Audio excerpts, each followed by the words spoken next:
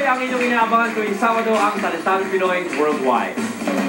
Isang Hapon ang naging inspirasyon ng ating susunod na talentado, isa palang dating cosplayer. Kilalanin natin si Angelito Atutubo. Bago pinasok ang talent ko, dati ako former cosplayer for 1 year, almost half a year. Then nagmamagic ako. After noon, tsaka ko siya na-discover yung contact juggling at ginagamit ko ito pang entertain sa mga tao. Nagsimula ako sa cosplay community para ipakita ito. Meron po ang inspirasyon, isang Japanese guy at isang mentor ko na nagturo sa akin at ginaid niya po ako sa bawat galaw ko.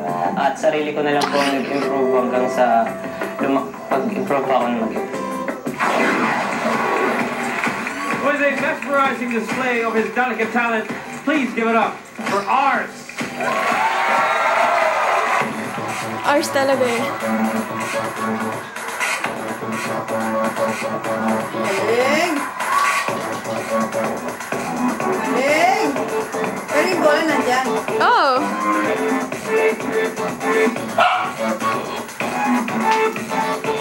Ano yan?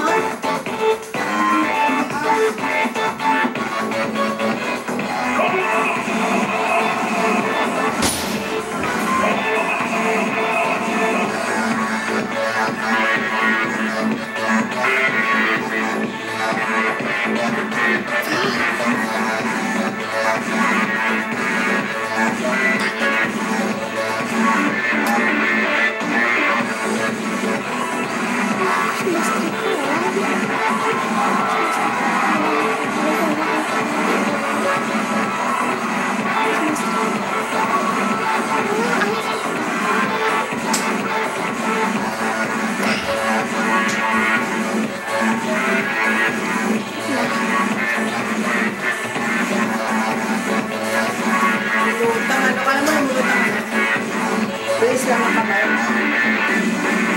Oh? Hinagalaw mo.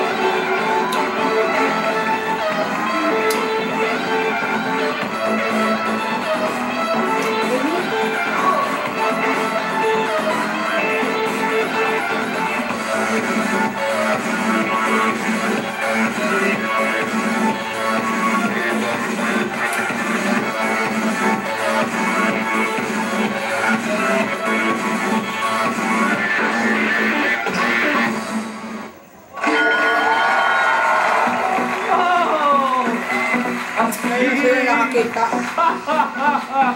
Okay, Ars. Papayagan mo ba kaming hawakan to? Sure. Wala bang ano yan? Okay lang? Wow! Pwede ko ba kailangan namin hawakan? Panggaan? Hindi. Magaan, diba? Hindi. Mabigat na bigat talaga. Pero tignan mo ang ganyan hawakan. Oo nga, mabigat siya. Bakit parang pula lang nung hinawak-hawakan niya? Ay, mahusay itong si Ars glass ito o acrylic?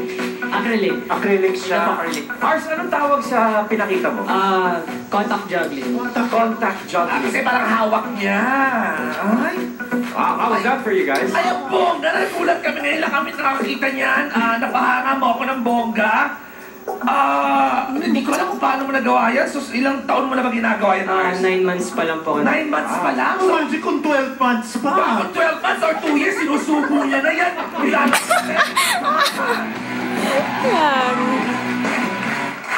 Well, na-amaze mo ako ng bonggang-bongga. Napakahusay mo, Ars. Talentado ka. Congratulations.